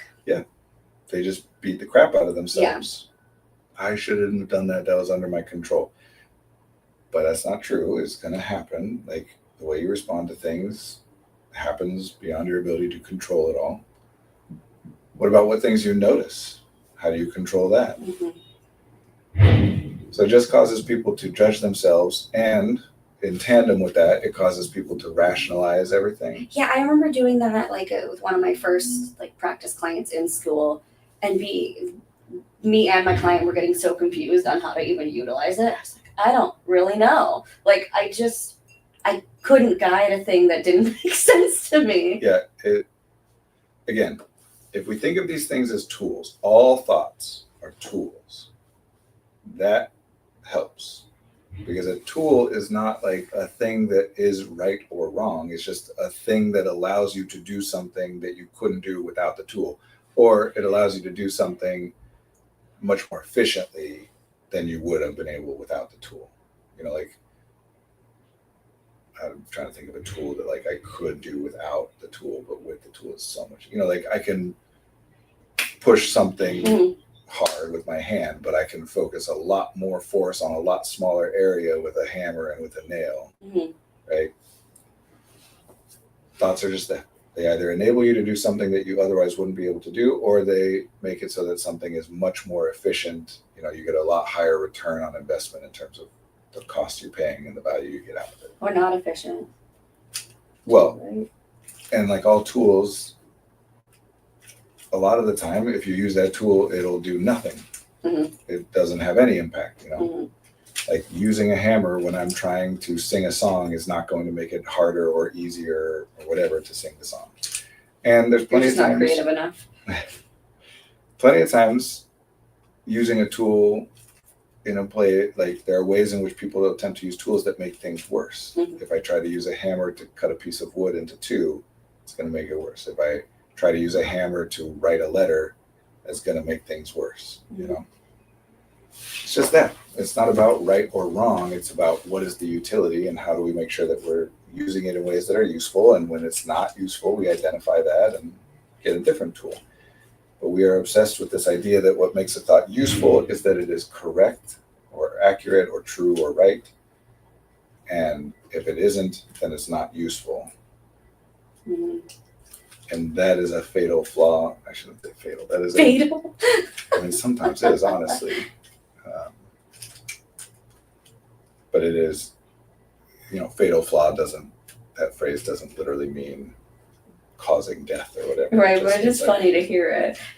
But that is the big problem with how all this works. If you can think of it as thoughts are about utility, great. If you think of it as the only thing that makes a thought useful is if it is true, then you're trying to identify whether your thoughts are correct or not, and that's impossible.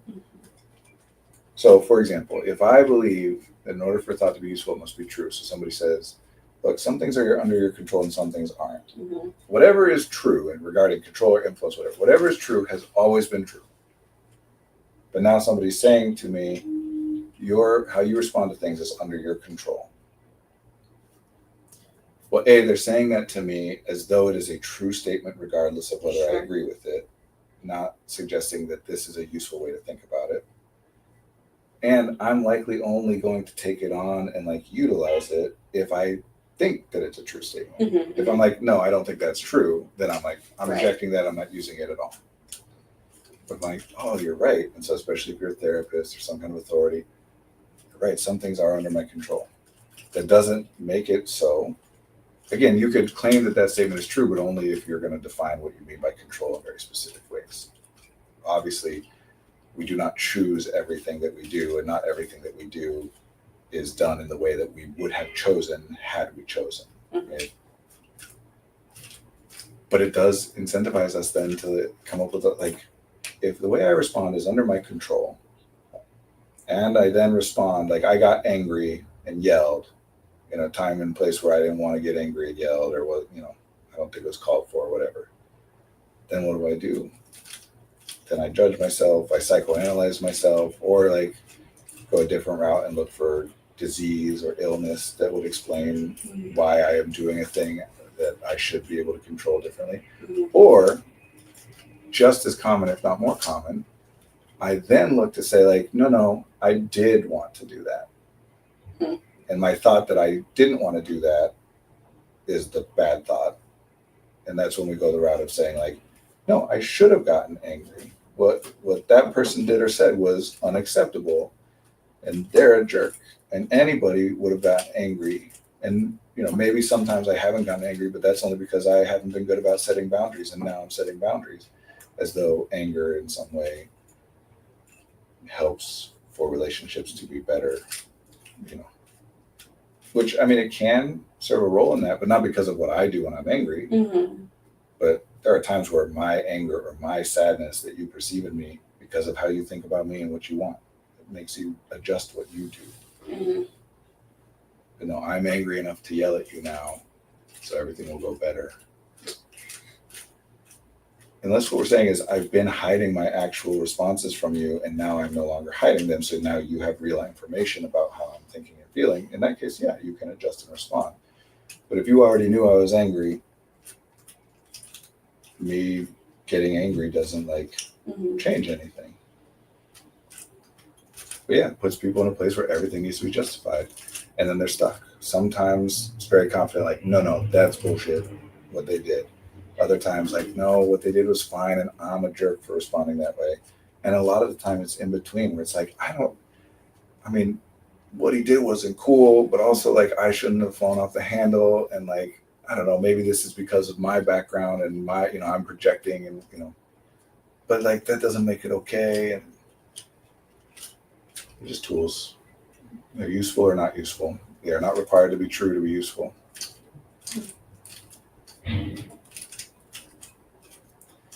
There's a movie, Crash, from, I don't know, it won the Oscar for Best Picture. No. I'm going to say it was like 2006, but it was probably earlier than that. Won Best Picture. And one of the storylines, it's not like an ensemble one where, interconnected, whatever. One of the storylines is about a family who has just recently moved to a new house. And you find out later, so if I'm remembering correctly, it's a father and mother and a daughter, a young daughter, maybe 7 or 8 years old. And you find out later on that they moved, at least in large part, because at their previous house, they'd been living in a more dangerous area. And at one point, a bullet had come through the window of the daughter's bedroom and hit the wall. So they moved to a new, different area.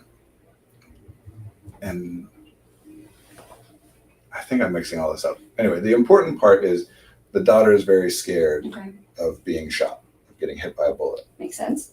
And so the father, in like trying to talk to her and help her, at one point he goes, you know what? I can't believe I forgot.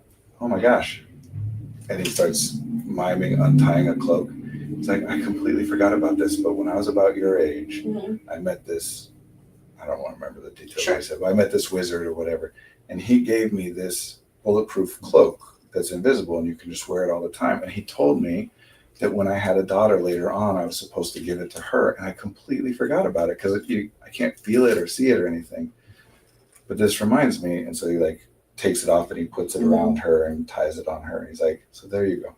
I'm sorry I didn't give that to you earlier, but now you have it. You can't be hurt by bullets anymore. And I'm sobbing. Yeah.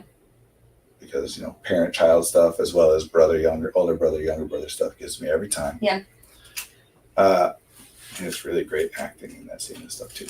Anyway, is that a true statement? The story he's telling? I don't think so.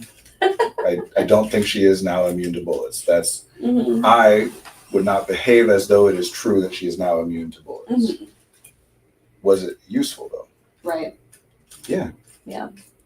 Now, if you do that and say, therefore we don't need to move, and therefore, like, don't worry about it. If someone pulls out a gun, you can just step in front of the bullet. Oh, now that just reminded me. Mm. Because what happens later in the movie is somebody pulls a gun on her dad, and she runs and jumps into his arms as the person pulls the trigger. Oof. And the person who shot that gun at him, his daughter had earlier put blanks into the gun so that he wouldn't have, he wanted the gun to feel safe, but she didn't want to have it. And so nothing happens. This is the part that really got Oh me my just sobbing. God. It's like, as the guy's looking at the person, he just pulled the trigger and he saw that, like, he knows that he would have just hit this girl. And as the guy's holding his little girl and, like, realizing that she's okay, and there's the great moment. And as they're walking away, I might cry saying it. Uh-huh. As he's walking into his house with his daughter, she goes, "It's a good cloak, Daddy." Oh. What a moment. The movie had plenty of problems, but Mhm. that was brilliant, I thought. Anyway, yes. Doesn't matter if the thought is true. No, it matters if it's useful. And that thought is useful in helping the girl to be not afraid. Mhm. If we then use that tool outside of the limits of where it is useful, like say then that, so there's nothing to worry about, and we can have guns all over the place and whatever, then it can be a problem. Mhm. But as long as you're already also doing the stuff that you think would be worth doing if it wasn't true, then it's useful to use it as though it is true sometimes too. Makes me think. I think I've told this story about when my mom was taking my youngest sister off to the bus stop. But my sister Lily was like, Mom, there's a bird stuck to this little rat trap in the garage. Can you get it for me? I'm gonna go to the bus stop." My mom said, "Yeah, sure, Lily." My mom just could not get the little bird off of it, and so she just kind of wrapped it in a plastic bag and put it in the garbage. And then Lily's getting on the bus. My mom makes it to the bus stop, and she's like, "Did you get it, Mom? Did you set it free?" And my mom's like, "Yeah, Lily, I did." And Lily just goes, "You're the best, Mom," and then gets on the bus. We've not told Lily that my mom actually had to kill the bird, but just I hope Lily doesn't watch the stream. I don't think she'll get this far. If people can get into the dreamlike state, then they can get that far. Yeah, it takes practice. Honestly, good art, the best art, is paced in such a way that it not only allows but incentivizes the audience to have their minds start to drift at various points. That's why everything can't be go all the time. Right. There have to be ups and downs to allow you to start to. I think Wicked did a really good job of doing that. I know you haven't seen it, I but have seen it now. You actually. I watched it kind of twice. Long story. okay. But I watched the first 30 minutes once, and then the second 2 hours 2 hours. twice. We started with the kids because my son wanted to watch it. Uh-huh. And then after they went to bed, usually we don't follow up on that, but we were cleaning up the kitchen. Sure. And my wife just started it again. And by the time we were done, there was only 20 minutes left. So we finished it because we never finished these movies with the kids. Yeah. And then the next day, my son was like, "Let's finish Wicked." And we're like, "Oh, okay." Okay. I was underwhelmed. You were underwhelmed. I understand. I don't think it's a bad movie. Hmm. I had a different expectation of what the music was going to be like. What was the expectation? Really good. Okay. Okay. I mean, I'd heard about Wicked. I studied acting in Are you undergrad. saying the composition, the lyrics? What about I it? mean, the music, not the particular performance or presentation of it, but the music. I mean, the Itself. performance, brilliant. I mean, in fact, that's what because I heard a lot about Wicked. Sure. People love it. It's one of maybe the most talked about and revered musicals of my lifetime. Mhm. If it's not number one of all musicals in the past 30 years, what is the one that if you polled people who like Right. musicals would say this is the best one? It's in the top 3. Mhm. Now I'm just thinking about what that top 3 would look like. Anyway, and because of how I approach musicals and the musicals I like, and like as a musical theater person, former professional musical theater actor, you know, have certain expectations about what that means. And what I now think is the big deal about it, I mean, I think there's a lot, but in terms of the music, why people like it, is because it really shows off the performer's vocals.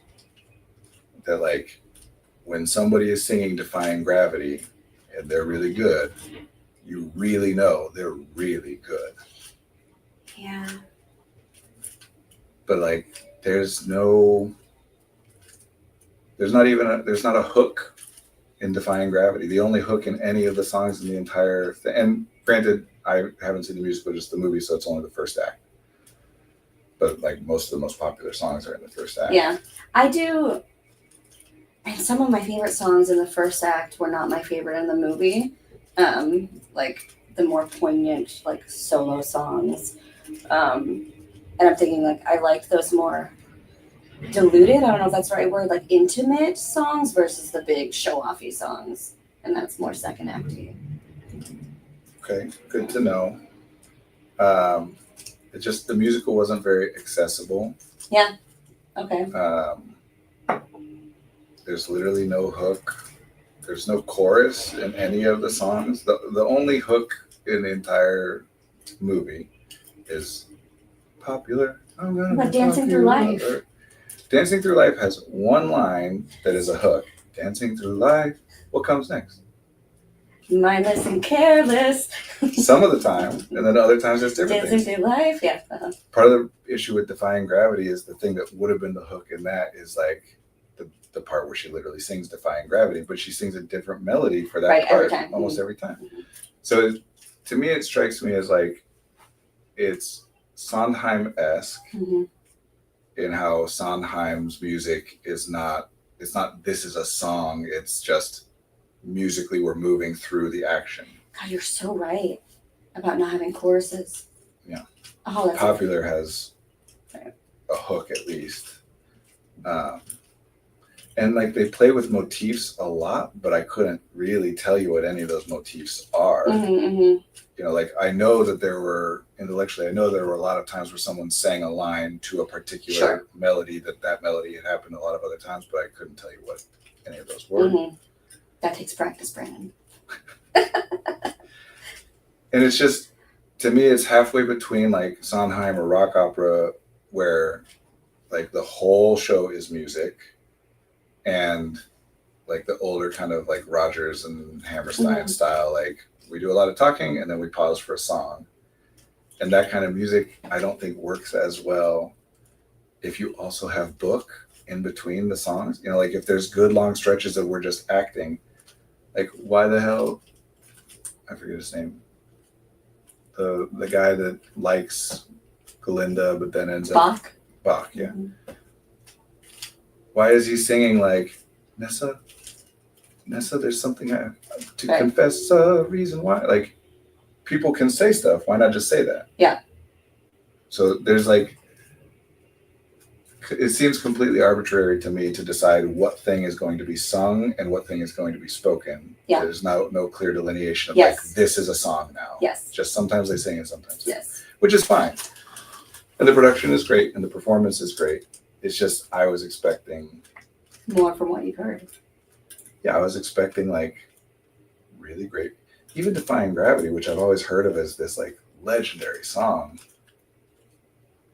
I didn't find to be very notable. Like, that's why in retrospect, after having watched it, I'm thinking more about like, why do people love this? And I've come up with different theories, but I've also recognized like not a whole lot of musicals where the performer who originated the role is as closely identified with the role as Idina Menzel Mhm. and to a lesser degree Kristen Chenoweth are with Wicked, where like it almost seems like it needed to be Idina Menzel like belting Right. that stuff in her way, otherwise people wouldn't have cared that much.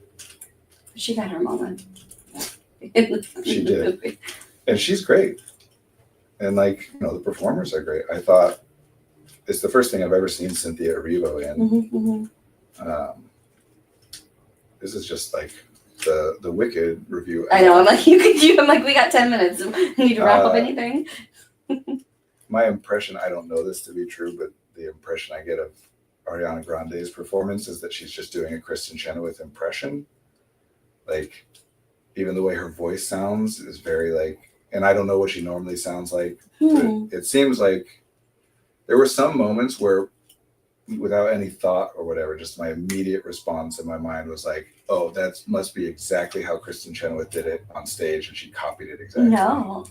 The one thing in particular that I thought was in Popular, or like leading up to singing, she's like, takes off the glasses. It's like, no, I'm just gonna put those back right there. Like, it just sounded A exactly. little cadence of. I was like, I can imagine Kristen Chenoweth got a huge line on that every time, or a huge laugh on that every night, and like, I thought her performance was fine, not particularly like Because Brandon, you evocative. don't know the whole story yet. Because really, like the first scene, when you know the whole story, you're like, holy moly, Ariana Grande, you fucking nailed this. I can piece together. Yeah, for sure, of course. But I don't know. I don't want to spoil nothing, but I'm pretty sure that her death is fake. Pretty sure she is not actually killed by water, I don't know, man. or that would have come up. I mean, we're getting backstory on why she has a pointy hat. I'm pretty sure if water was her mortal weakness, Right, someone would have mentioned at some point that like she can't take a Right. shower. right. Also pretty sure, because it's telegraphed from a mile away, that Fiyero is going to play some role in, like, you know, the two of them run off and get to be happy together somehow, or sacrifices himself for her. But what creature will he be? Oh, he gets turned into a creature or something. I don't know, Brandon. He's the Tin Man, isn't he? I don't Does he get know. turned into the Tin Man? I don't know who's the Tin Man. I don't know who's the Scarecrow. I don't know who's the Lion. You'll have to find out. Oh, of course. Of course, characters from this got turned into all of those things. So Turned- Bach is going to be one of them, isn't he? Yeah, he is. Fiero's going to be the Scarecrow, actually, because he doesn't have a brain. Listen to the lyrics, baby. When your wife careless, life is fraughtless when you're thoughtless. Yeah. He's a Scarecrow. Bach is the Tin Man. No, Bach doesn't have courage. I don't know, ma'am. Whatever. I could make some guesses with these little cute clues. Anyway, I thought that like production value was great. It's a visually gorgeous movie. Mm-hmm. The pacing is awful, as I think you would expect from like taking the first act of a musical and turning it into a 2.5-hour long movie. The vocal performances are amazing. Cynthia Erivo's performance across the board is amazing. Jeff Goldblum's amazing. I didn't like Jeff Goldblum in this. Oh, I thought he was great. Oh, I hated it. But I have no expectation of, Fair. you know, like I know he's doing the Rex Harrison thing from My Fair Lady of like, clearly this guy's not really a singer, so we're just kind of having him like talk through the song a little bit. But that kind of works, even especially in that role and for that song, you know, like For that role, fine. But and his particular like, I'm a doddering fool, but I also am sexy somehow brand really works for what The Wizard is, I think, you know. Michelle Yeoh, I think, was underutilized. She didn't get to do anything. Yeah. Yeah. I think the musical is mostly popular for reasons other than the music let me say it this way. You know, being in like groups of actors and musical theater people, there are certain musicals that people are always talking about how great the music is. Sometimes that's just for musical theater people. Mm-hmm. You know, like, Right. you know the song Taylor the Latte Boy, right? Do you not know that one? Sing it. I don't actually remember how it goes, but there are certain songs where it's like so many musical theater people like singing this song that it becomes like a song everybody knows. See, the Wicked, people love a good backstory to a tale that everyone knows, you know? This is the same issue that like a lot of these after the fact prequels have, is like we have to explain every iconic thing. Like Indiana Jones did the same thing. The it's green like, skin. He can't just be a dude that uses a whip. He grabbed a whip because he was on a train, you know, like. Yeah, you're right. Sometimes I don't want a bow tied up, you know? Not everything has some explanation. Use your imagination, folks. Well, also like part of the reason I think people tend to not like those kinds of prequels that are conceptualized after the fact is it removes any illusion of agency, Mhm. which like is an illusion, obviously, in a narrative. The characters don't have choices, but we believe that they do. And when it's then like, nope, everything that you ever thought or knew or saw about this person is something that happened for some reason. Right. Were you an actor that ever had to make a secret about his character? I'm sure I had to at some point. I generally am not a backstory guy. Yeah. Yeah. To me, like focusing on backstory is the same as focusing on emotion. It's like what amateur actors do when they like Mhm. they're trying to find a way to get into something, Yeah. and it can work, but it's like a bumbling way that like to accidentally stumble into some useful stuff sometimes. Yeah. Yeah. No, I did not do that. Unless by secrets you mean like, what is it that I'm trying to accomplish? No, or how am I no, trying no. to accomplish it? More like, when I was growing up, my mom gave me this like spoon, and that's why when I see spoons, blah blah blah. I don't know. See, sometimes, so like Doubt is a play where Mhm. very famously, if you don't know Doubt, and there's also a movie which was the first time I ever saw Viola Davis, Oh, Violet Davis is great. and she's amazing, and she's a powerhouse in that movie, and she's in one scene. Anyway, the whole point of Doubt is that like you never know. There's a priest, and You doubt. a nun accuses or thinks that the priest has potentially molested a child. Mhm. He claims that he hasn't, and it is not resolved, and it's never made clear. You don't get it like wrapped up in a nice bow for you about who was right. Literally, the very last line of the play is the nun saying, "I have such doubts." It's like waiting for Godot. Yeah. Just And that's the kind of thing where like a lot of the time people, like they want the actor playing the priest to decide, sure. did you do it or not? But I don't want the priest to decide. I know if it was a real person, Yeah. then they But would you don't know. want that. No, because I don't want the audience to To be have able to you. search for cues. Yeah. I don't want you to even unintentionally. The point is that this isn't like all stories are not real things. They're stories, and they exist as stories for the sole purpose of the way in which they impact the people who hear them. This isn't a real. It's the same as like people hating the end of the movie Inception of like, did he get out? Like, well, the point was that he doesn't care, Mhm. not whether he did or not. That's the wrong thing to focus on. Mhm. Same here. The point is the doubt.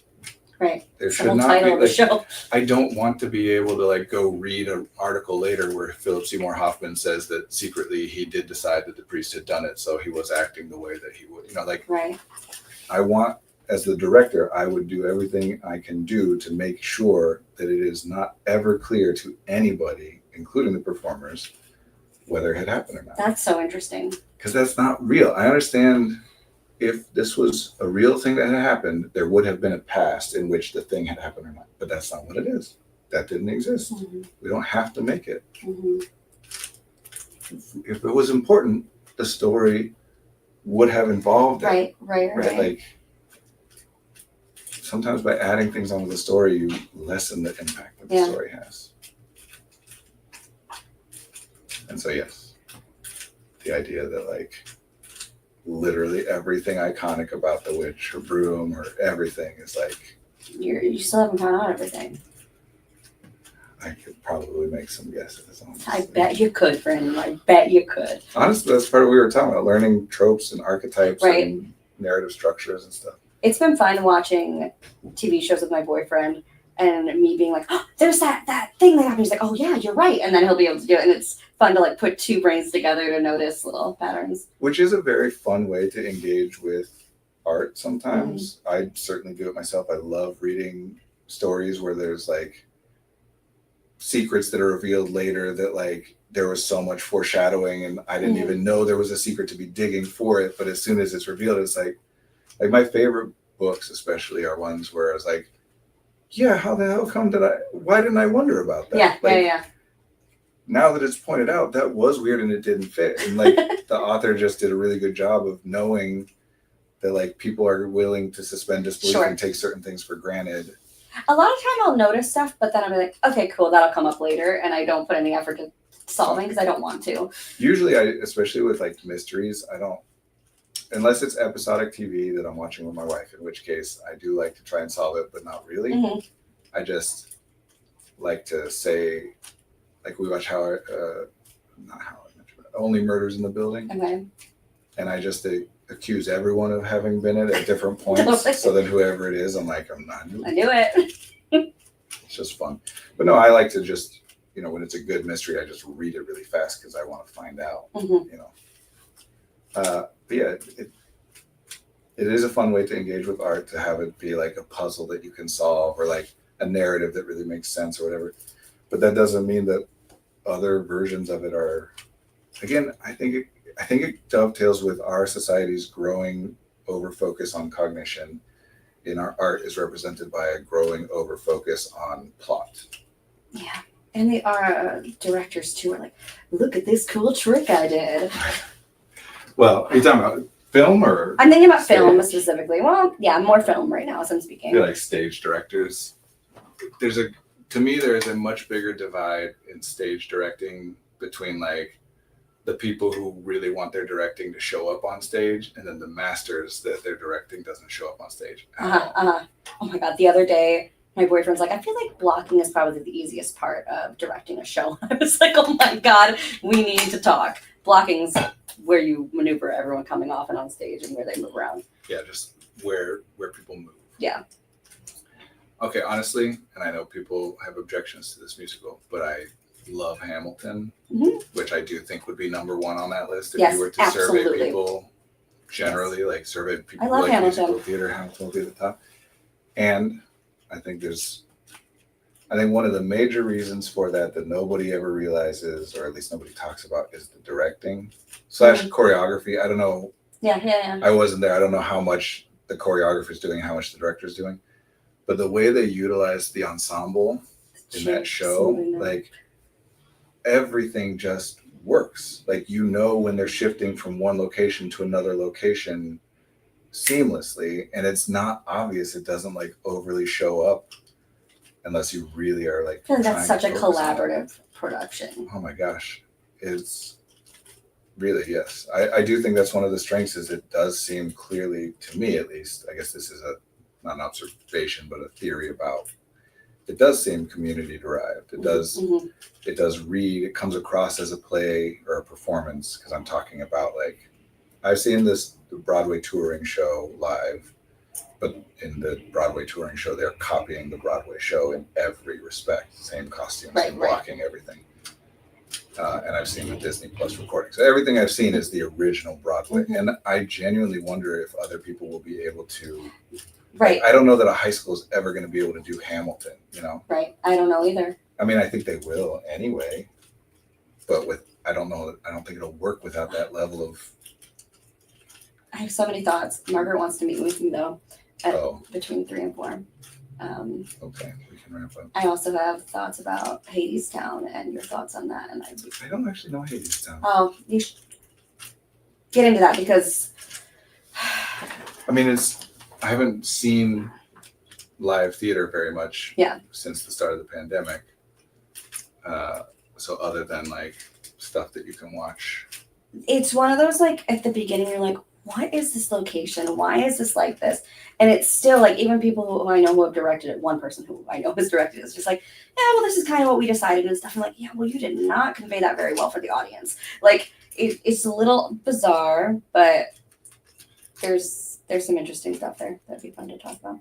I just want to say that I think Hamilton is the anti-Wicked in what I was talking about before, where like there's no book, it's all music, beginning to end, no like spoken sections in between. Listen to that? And yet somehow it is also very clear, like this is this song, Right. which almost never happens with those kinds of shows. Right. And the way he paced out, like when it's, this kind of a rap song, and then it's like a, more traditional musical, whatever. Somehow, I mean, I'm saying somehow as a way to indicate that I don't understand how it could be done. Not to say that he just lucked into it. I'm sure that it was calculated, but just perfect pacing on like, here's a heavy exposition, kind of slow rap that the audience can really hear. And then here's a really like frenetic high energy thing that you can't really follow along, but that's okay because it's just about it. And then here's this soft ballad, just better in Act 1 than in Act 2. I think partly just because I sing Dear Theodosia all the time in my car. Me too. My son and I sing it as a duet. It's so beautiful. That's my song that, like, if somebody who hasn't heard me sing wants to hear me sing, and I really want to like surprise them, because everyone would expect me to sing like, you know, Lancelot or Arthur from Camelot, you know, like those big baritone or Gaston or whatever. Yeah. So then to do that like very high, like almost bird song, Mhm. soft lullaby type thing. You're like, what the hell? Always trying to mess with people. You got to know what they're expecting. This is why you got to know narratives. Oh, for sure, Brendan. That's why I sing a song called "Dead Mom" from Beetlejuice when I sing karaoke, because I'm like, you ain't gonna expect this. I'm gonna give some rock and roll in here. Oh, the tone. The type tone, of yeah, it's like very. Interesting. We should talk more about this offline, because I would expect you to sing a rock musical song, A rock musical. but maybe that's just Someone will sing a "Naughty Baby" from "Crazy for You." what would surprise me is if you sang like an actual rock song that wasn't from a musical. Oh, sure, that's funny. I would very much expect you to sing some obscure song from a musical. That's hilarious. Okay, I wouldn't know the specifics. right. I just think the context, and I'm sure that I'm wrong about how people perceive me, but I think the context of knowing that I've done musical theater and seeing that I'm huge and that my voice Sure. is very deep, they would expect one of those like deep masculine. Sure. I'm Not going that- from a not group that who Dear does not Theodosia know is me, a and person. I walk in. They don't know. They don't got context. They don't got context. I don't know. I would. If We'll I'd talk. never met you before and you walked into a karaoke bar, I'd be like, that's a musical theater actor. I don't know what you're talking about. Yeah, right. I have no idea. I'm sure. I have no idea. Very shocking to you that you project I'm a musical theater actor. All right. We just have to start that other show, the Effective Artistry Media Club, where we can sit and talk about Yeah, that's true. media stuff, because I have lots more thoughts on all the stuff. But we gotta go. Good to see you all.